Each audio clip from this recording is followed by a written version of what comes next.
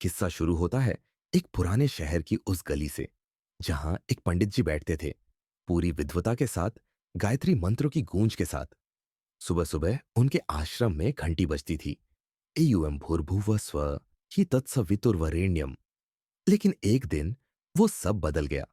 उनके ग्राहक छिने जा रहे थे।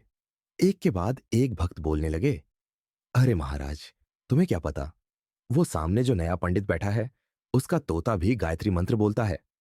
तोता। अब पंडित जी भी बेचैन हुए। वो पहुंचे उस दुकानदार के पास जिसने वो तोता बेचा था। कहा, भैया, हमें भी एक ऐसा तोता दो जो गायत्री को भी मात कर दे। दुकानदार मुस्कुराया, पंडित जी, मेरे पास एक खास तोता है, ऐसा तोता जो हिंदू को भी फांस ले और मुसलमान को भी। क्या मतलब? पंडित जी ने पूछा। मतलब ये कि ये गांधीवादी तोता है।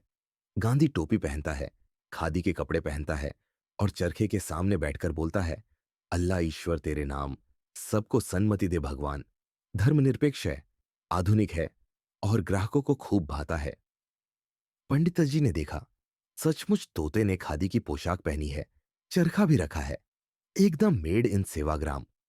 दुकानदार ने समझाया, इसके बाएं पैर में एक धागा है, खींच दो तो उपनिषद की बातें करने लगेगा। दाएं पैर में महीन धागा है, खींचो तो कुरान की आयतें पढ़ेगा।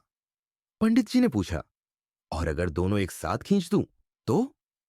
तोता झल्ला उठा, उल्लू के पट्टे, अगर दोनों एक साथ खींचे तो नीचे नहीं गिरूंगा क्या?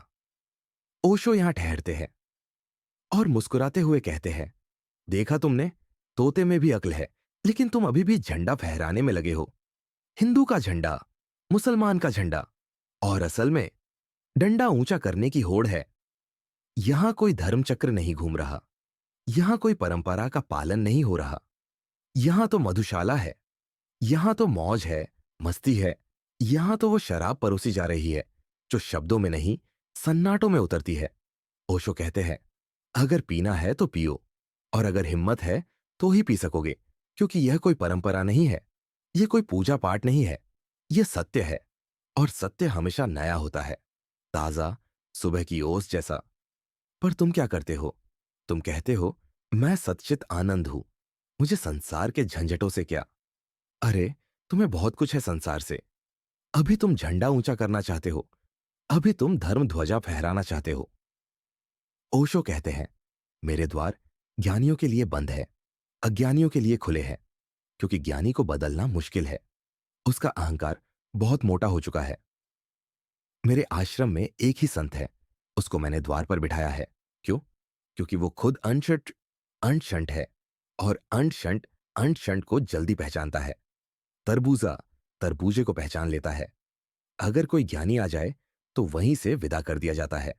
अगर तुम भीतर आ गए तो या तो संत ने भांग पी रखी होगी, या तुमने अपना ज्ञान बाहर ही उतार दिया।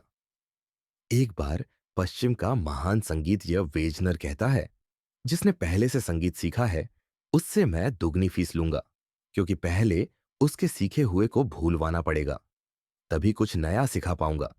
ठीक वैसे ही ओशो कहते हैं, पहले तुम्हारा पंडितपन मिटाना होगा, तभी कुछ जीवन की बात बनेगी।